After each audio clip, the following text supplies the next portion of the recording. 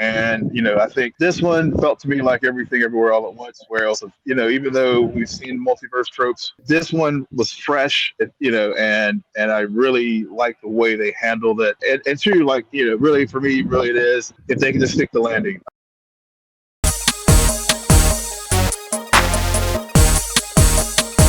What's up, y'all? DT2 Comic Chat here with a review of Across the SpiderVerse.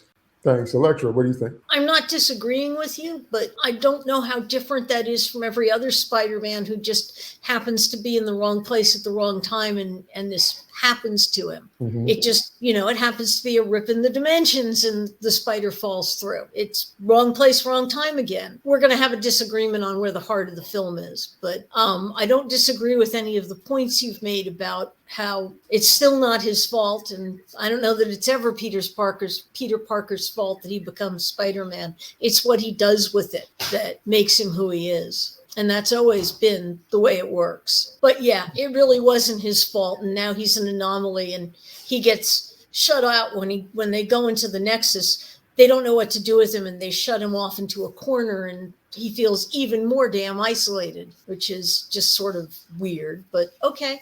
And another inciting event for that reveal is the fact that he saves the police captain in Spider-Man India's world. Mm. And that's when he gets back to the Nexus, Miguel tells him, you can't do that. You can't sit with us. You can't do that. You can't stop things from happening. And that's why we exist. And that's when you see now why Miguel is so angry, because he did the thing. And good writing always shows other characters' choices along the main character's dilemma and how it turned out for them. So Miguel is the spider that thought he could pop into a dimension where he had died and connect with his daughter of that dimension and replace him, because Miguel thought it wouldn't be that big of a deal. Why? Which is the same thing we said about Wanda in Multiverse of Madness. Instead of doing all that, what you did, why don't you go into a dimension, since you can dimension hop, where you are dead, and mother those boys that are now motherless. But the answer Across the SpiderVerse gives to that question is the quantum reality thing, that you don't belong there. And so you being there is unraveling the atoms and molecules, the very fabric that holds that reality together. So you can't do it. And so Miguel has to go through the most heartbreaking thing of loving and losing again, and realizing that I can't substitute. If he's dead in that universe, I'm not him. And so all of these things happen in the Nexus. And like I said, the moral dilemma it serves up, because you have to stop and think, what do you do in that situation? Star Trek proposes it with Edith Keeler and Captain Kirk, that if she doesn't die, the Nazis win the Second World War and the entire planet changes. Mm-hmm. So Spock and McCoy said, Jim, you gotta let her die. So it begs the question of the needs of the many versus the needs of the few, or the one, which are always great stories. So that's the same idea here, except it's flipped in that the so-called good guys are saying, not only do you need to let your dad die, but if we tell the truth, you ain't supposed to be who you are either. And all of a sudden, the protagonist is the one that is displaced instead of having to make a choice about someone else being displaced. I thought that was brilliant too. But here, not just me. It get me. Here's where the movie goes off the rails. The movie goes off the rails right in the middle, because it becomes obsessed with Cameos. So it becomes obsessed with showing us every possible, except, did we see Nicholas Hammond? Was there a flash of him there and I just missed it? I think I may have missed him, and I was listening for Dan Gilvezan. I didn't see Dan Gilvezan from Spider-Man and His Amazing Friends in the credits. Maybe didn't get to him, or I don't know. Oh, okay. There's so much coming at you. It was hard to keep track of all of them. Right. That was essentially sensory overload part. And then because we even had Spider-Man from the 60s. Yeah. They played his theme and all that. I was like, wow. And we had Garfield, and we had Toby, and we had a whole bunch of things. So they made a point. I think they hit that beat so hard and stayed there so long until it pulled back some of the momentum, at least for me. Because I was like, okay, we get it, but the way you're doing it, maybe you're trying to make us watch the movie 2 or 3 times, because you can't absorb all that with one viewing.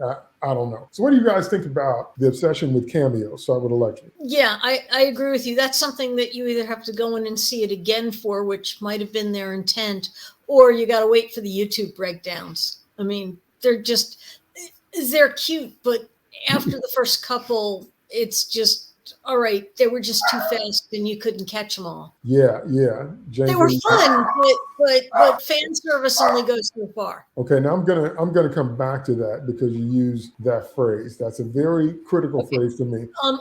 I did want to say that for me, the heart of that movie was that little bit with Miguel and showing him losing his family, where he ducked into that other dimension, and then he went through the loss again.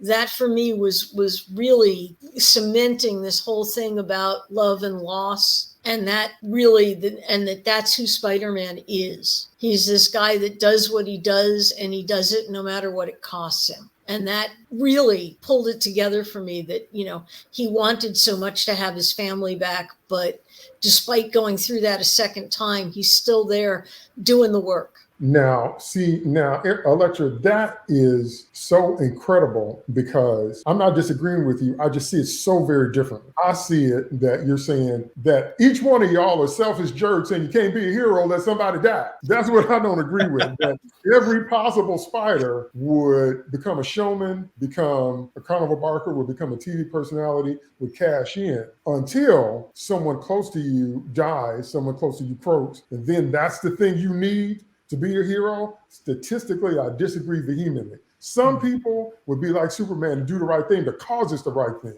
Some people would be like Superman and because my parents love me and they're alive, that's why I want to help.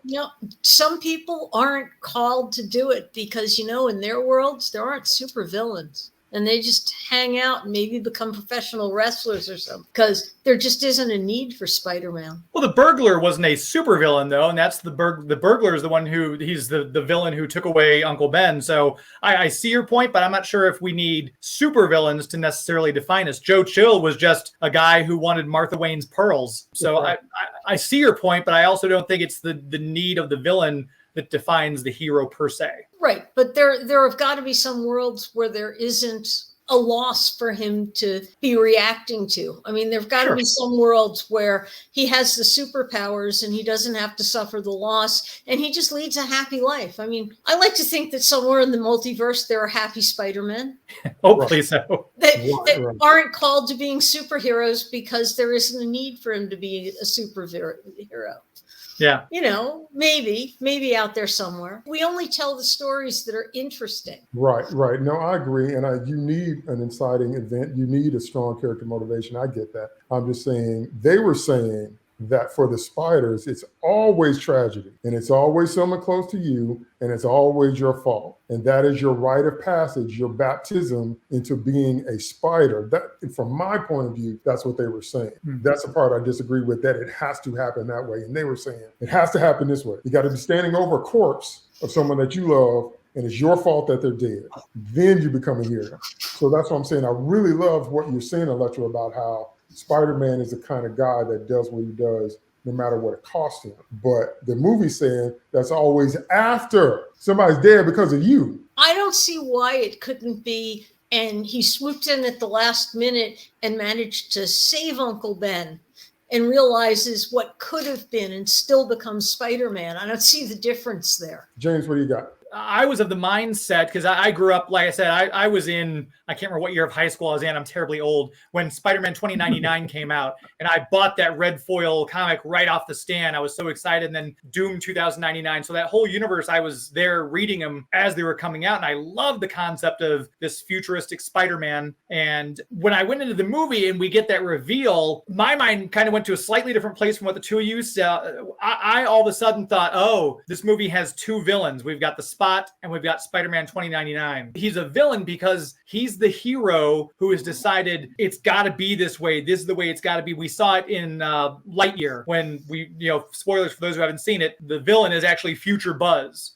who has been through all this and seen it. And we saw it in the Flash that just came out. The thing that's attacking him and stopping him is Future Barry. So we've seen this before, and that's the bad guy. So as much as I was kind of like taken aback, because I'm used to Miguel being Spider-Man and being the good guy, to me, he was all of a sudden a villain. And I agree with you, what you said about how for a 2-hour and 25-minute movie or whatever it was, that's part one of a 2-part series, they could have trimmed that movie down and right where you said the fight scene, because that fight took place way too long. We get it, especially as they're going on the train, firing up to the moon. I'm like, this part could be cut in half. I enjoyed the cameos. As someone who likes Easter eggs, I laughed and I was like, oh my gosh, look at this. And I'm elbowing my wife, who's like, when is this over? As we're watching the movie. But it was great to see all that. And I had to go back a second time so that I could catch some of the ones I missed. But yes, I agree with what you said. That could have been chopped down. That's where you could have cut some fat from the film, in my opinion. How you doing, Will? Good to see you, man.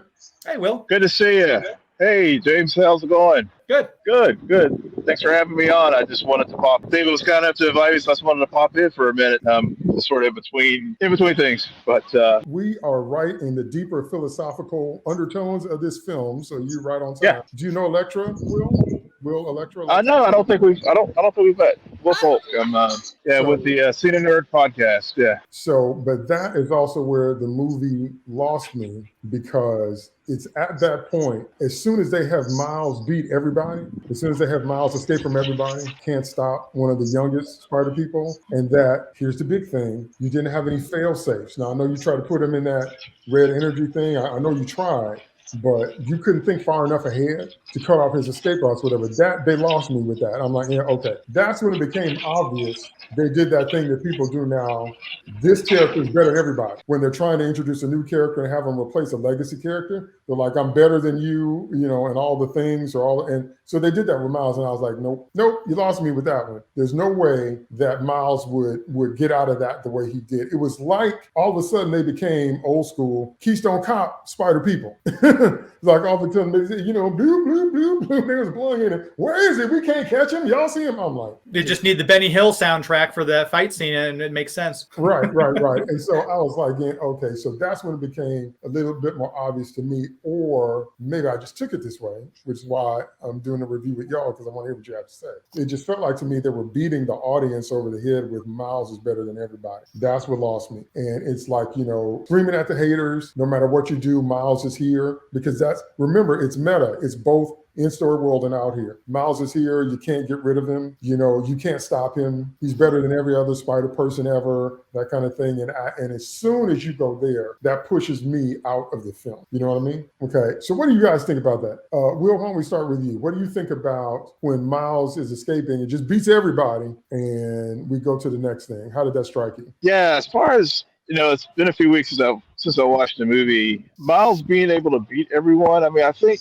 going against type. He is the new kid on the block, so to speak, as far as, he's still relatively young in his journey as far as Spider-Man. And something that Miguel, said, you're an anomaly, you don't belong and stuff. And so, I think he has something to prove, and he's very unconventional in that regard, because, all the other Spider people, either whether they're Peter B. Parker or Peter, they were destined to the Spider or Canon event they were designed to become a Spider person, and Miles wasn't.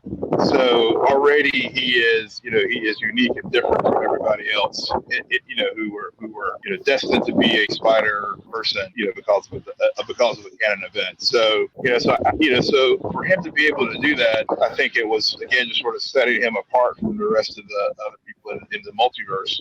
Not that he necessarily was better than them, but I think he definitely had some motivations and something to prove, to show that hey, I do belong in this exclusive club that y'all didn't think I was good enough to be in. But isn't that like a Revenge of the Nerds kind of thing? Isn't that like, totally. I don't need you to release Spider people because I'm better than all of you anyway? I don't know if he's necessarily thinking he's better than them, but I think, I do think that he is trying to find his place among them. So I don't know if it's necessarily a thing where it's like, because he has a lot to learn. So I don't know if it's a thing where he thinks he's better. I guess it's, that is a fair point. Maybe it is that, but I didn't take it as such. I took it more actually it was a converse. They thought they were better than him, and you don't belong here. And so he's going to show them, like, look, I have just as much right to be a Spider person as the rest of you guys in this multiverse. See, can you see that's Tuvix? That's the Tuvix argument, and also the argument of everybody else had to lose a loved one and we couldn't change it. But as soon as you find out you might have to lose your dad, you say later for that. I don't have to accept that fate, which I think is a beautiful moral dilemma. So Electric, what do you think about Miles getting away from everybody and deciding that he's going to try to save his dad no matter what, even though everybody else had to suffer some kind of loss? I don't buy he could get away from everybody. I mean, I wonder if we're going to find out later that they were letting him through somehow. If that's going to come out in the next movie, that somehow they were secretly letting him get by them. They were putting on a show of chasing him, but not really, because that's always a possibility. Because he can't really be better than everybody put together. That's right. That's just, no, I'm not buying that at all.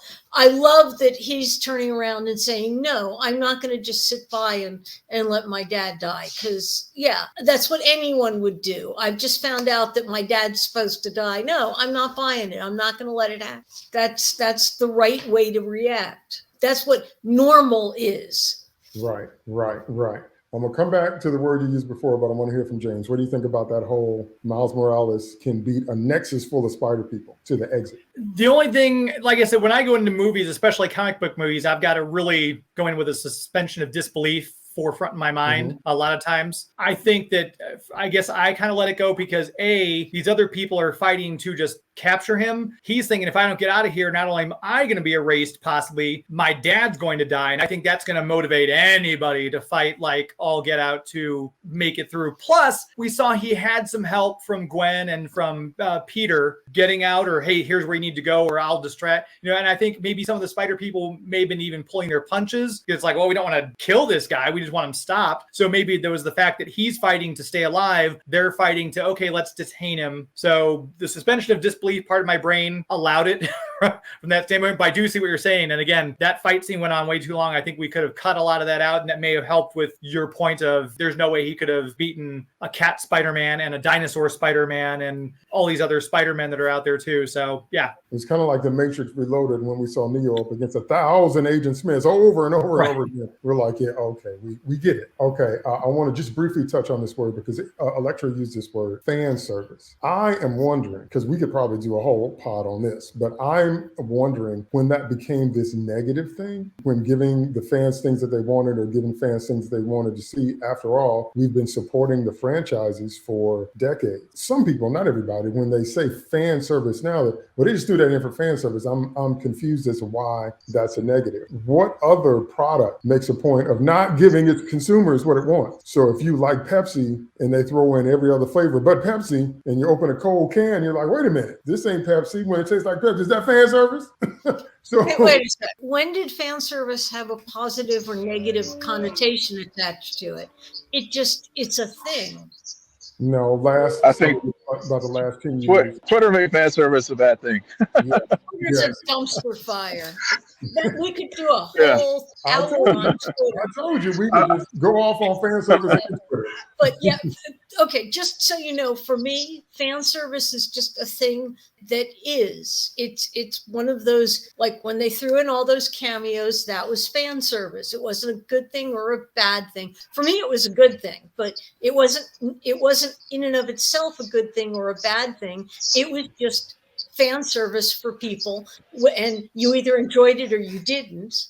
I mean, perfect for me. The most recent example for this is Star Trek Picard, and there were just so many things in there. Yes, it was fan service, but at the end of the day, they were there to serve the larger story. So that to me, that's good fan service versus, and even like Andor, where you had the very subtle fan service, where you had bits of the Star Wars universe sprinkled throughout the show, but it wasn't like that. Oh, hey, here's this little lightsaber or something we're just throwing it in there for no reason other than just to say we have that bit in there. Sort of like, I saw that some in Obi-Wan, for example, to use another franchise, where you just put it there for the sake of putting it there, but it doesn't really serve a larger thing. Whereas Andor, you had things there just to remind you that, oh yeah, we're still in the Star Wars universe, even though we don't have a bunch of CGI monster creatures, but we're still in the Star Wars universe. Star Trek Picard, we're having these things in there to, yes, to service the fans, but also it's telling telling the larger story about why certain things are happening in this particular series. So I think Electra's point is good. I mean, I do agree with you that, you know, fan service in and of itself is not a good or bad thing. It's how it's used is what makes it a good or bad thing. James, what do you think? I think I kind of feel the same way. It's like I see people on Twitter, and it's almost like you can hear them when they say fan service. They're very like, oh my gosh, why would you do that? And to Will's point too, Obi-Wan, not a fan of Obi-Wan series, and they did a lot of fan service, which I see why they did it, but it didn't serve the story. Andor, brilliant Star Wars series, and the fan service was subtle enough where we got it.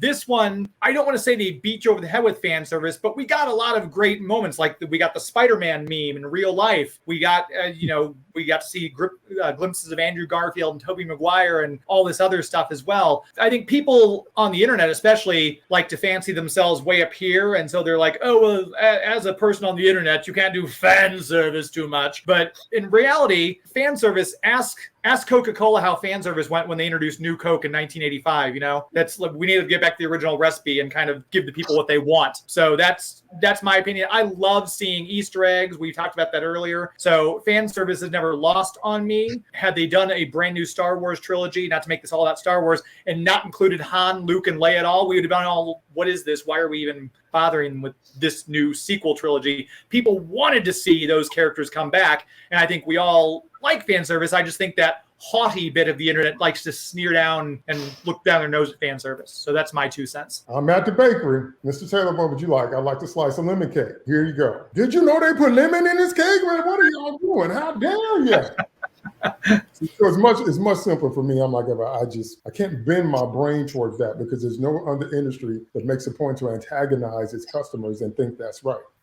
Cars don't do that. Lifeguards don't do that. Bakers don't do that. Daycare don't do that. Just comic entertainment. There's I can't Rubik's Cube my brain to understand why people like that are in charge and why people like that think the way they do, that we're going to do everything except what the customer wants and then blame them for the failure. Can't do it. You can talk to me for 2 more hours. I can't do it. Okay, so let's wind this up. So now for me, and again, it's just me, after that happened, it turned into another movie. When Miles gets back home, that's a different film to me. I was connected from the opening scene with Gwen all the way up into the Nexus and Miles' escape. When Miles gets back home, first of all, the big reveals in the third reel, you see them coming a mile away. They weren't shocking to me. I was like, okay, this is how it's gonna go. Number one. Number two, the taste that the movie left in my mouth after the Spider Nexus scene is that we're going to justify this character's existence regardless of what that might cost. So I need to see the next film to see how they pull it off. Because it felt like to me, they were saying that Miles is here to stay. We don't care if you don't like him. We don't care what it costs the multiverse or the real world, because Miles Morales is here to stay and deal with it. It felt that way to me. It felt a little overly antagonistic in terms of trying to justify his existence. Because I do agree that the normal thing to do if you know your dad's going to die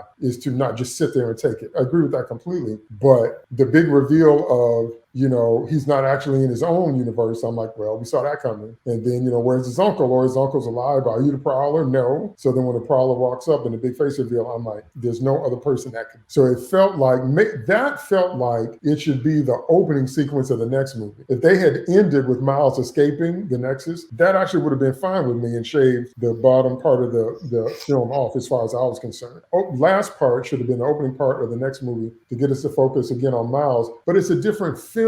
It's a different, we've gone from, do you have a right to fight for your own existence? Do you have a right to prevent chronal events? What if you are the chronal event? All of which is incredible and definitely worth discussing to, I'm in a different dilemma. I popped out in the wrong dimension. The faces are the same, but the players have changed. And now I'm facing my evil twin. That's just a different film to me. So let me hear what you guys think about that ending. Start with James. I kind of feel we've likened so many things to Star Trek already. I'll continue. I kind of feel like this was that episode, the 2-parter Time's Arrow, where they go, Data is lost and they have his head and they don't know why his head was found in was San Francisco, and you kind of have that setup. And again, also like the final 2 Matrix movies where they kind of had that, it ended on that. So I think they needed that cliffhanger. The ending didn't bother me. I was also remarking, I'm like, stylistically, you could tell he was in a different universe because it almost like the animation for this new world that he ends up getting into slightly changed. Like I was really like rubbing my eyes. I'm like, part of this looks like it's real. Like it was so good, the animation. I thought it was actual. Like, did they bring in actors for this particular reality? Because it was that sharp of animation. So the ending didn't bother me at all. And I think that really sets us up for, holy crap, what are we going to do going forward here? So I liked the ending, especially knowing that we're going to get a part two. Had they ended it and put the part two off for 2 years or something,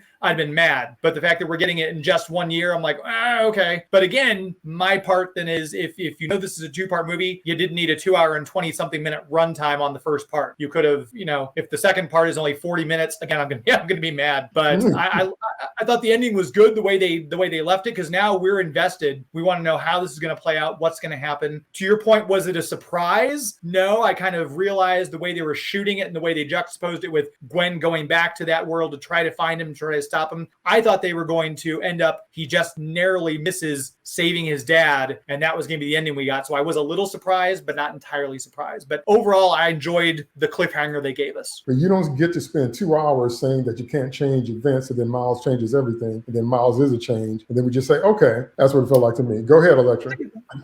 Yeah, I didn't know there was another movie coming. So when To Be Continued flashed up on the screen, I was pretty much flummoxed. And the movie did go, other than that fight scene, it went really fast for me. So overall, I thought this thing was pretty awesome. That last scene, I did see pieces of it coming, as you did. I will tell you that is a standard writing trick. When you want to get people to read the next chapter, or in this case, to come to the next movie, you do one of two things. You either cut the last scene of the chapter and you move it to the next chapter so that there's a piece missing and they want to know what the heck's going on, or you bring the first scene from the next chapter into this one. So again, they get a little taste of it and they want to know what the heck's going on. Ending it at a good ending point when you want people to come to the next one is briefly satisfying, but it won't get people in the theater for the next one necessarily. They'll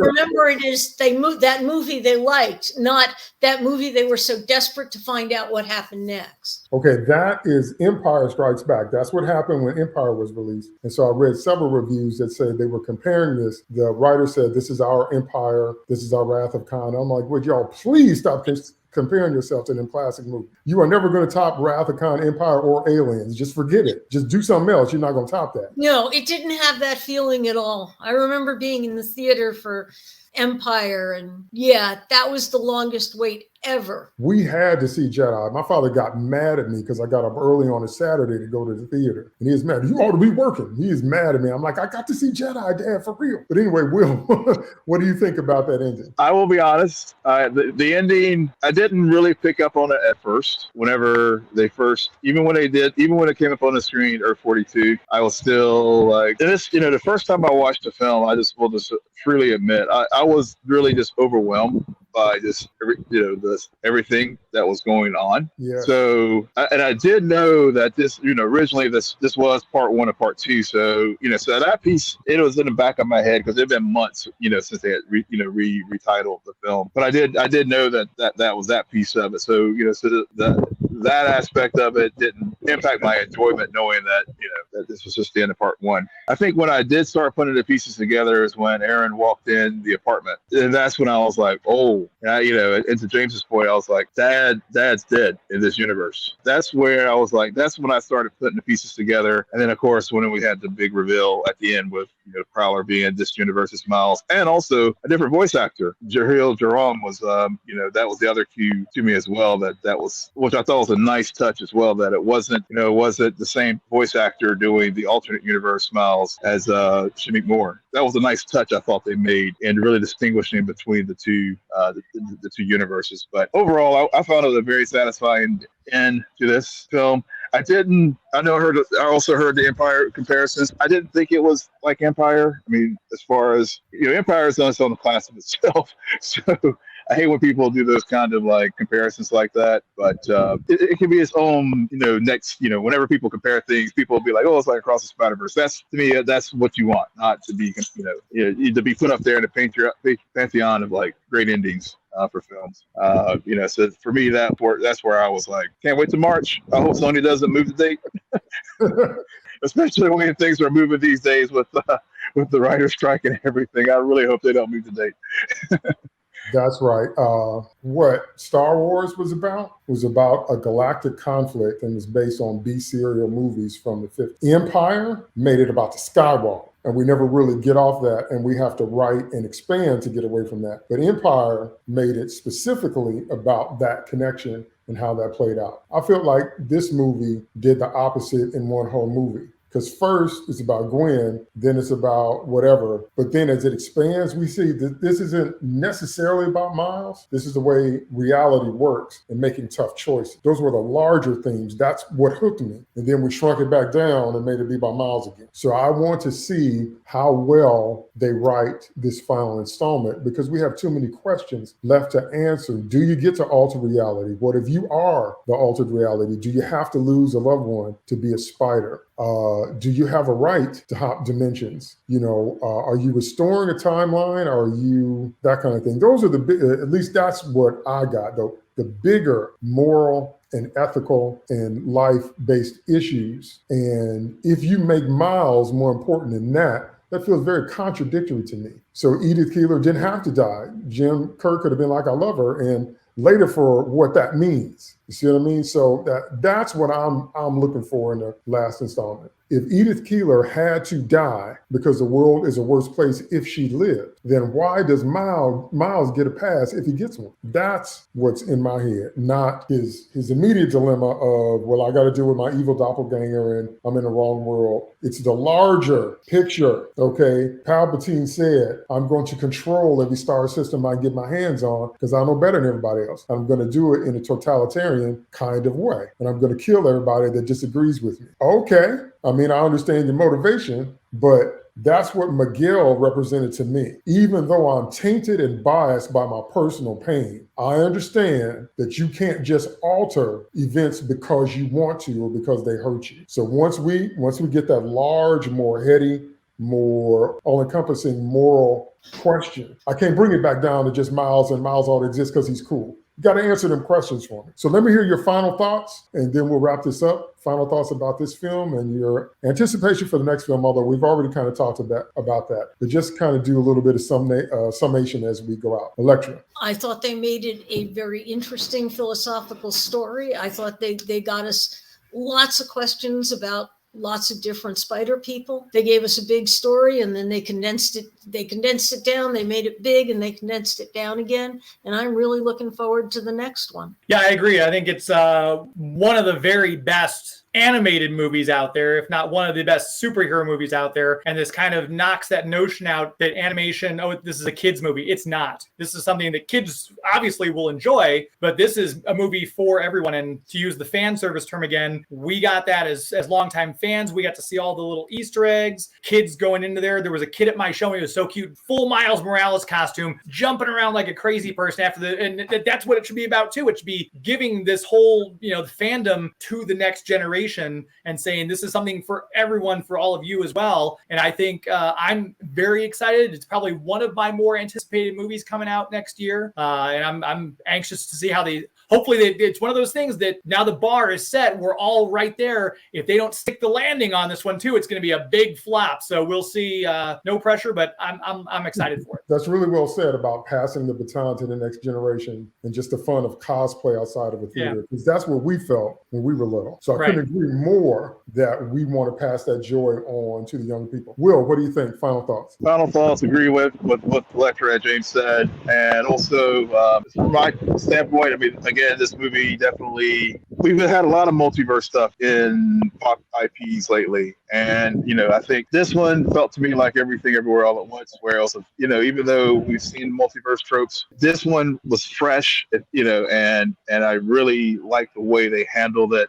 And too, like really for me, really it is if they can just stick the landing, because I've been on the fence. Do I like this one better to into, or do I like Cross better? But for me, I think for me, I just got to see that third film, and then I can really give a full grade to this trilogy, because I think we're only obviously at the midpoint. So I'm holding my final score until then. That's my. And I'll close with that. Cool. That's cool. Okay, I'm going to edit at this point. I just want to let y'all know before we go that I'm doing another group review for The Flash. So I'm probably going to do a solo review and a group review. The stuff I've already heard, I mean, it didn't spoil just about every cameo in this film. I mean, you can't be on social media, especially Twitter. So I'm like, holy cow. But anyway, I'm going to go see it. I'm going to do a review, but I'm going to have a bunch of guests back too. So I tape on Wednesday, so same time next week, if you want to jump in the Flash review, because it's one of those things where so much happens in the film. I definitely want to hear what other people have to say. I definitely want other perspectives and not just mine, because not like I'm opinionated or anything, but anyway. So, all right, so now I'll do my closing. All right, guys, thank you so much. I'm so grateful to have had my guest. Thank you so much, Electra. Thank you for having me, Dave. Thank you so much, James. Thanks. This was a great conversation. The fact that we nerded out and tied it into Star Trek and Star Wars and everything else, this is the kind of conversation I love to have. So thanks for having me. Because we are geeks to the core. Right. Thank you. Thank you so much, Will. Thank you for having me. Sorry I was late getting on, but glad I was able to join y'all for a little bit. And it's always a great time to nerd out with folks. Awesome. All right, guys. Don't forget to check out the other videos on my channel. Don't forget to check out the Rant Room, where we talk about everything in geekdom that makes us mad. I've got movie reviews. I got TV reviews. I got a lot of stuff on my channel. So subscribe today, ring the bell, and thank you so much for joining us on this Across the Spider-Verse movie review. We'll see you next time.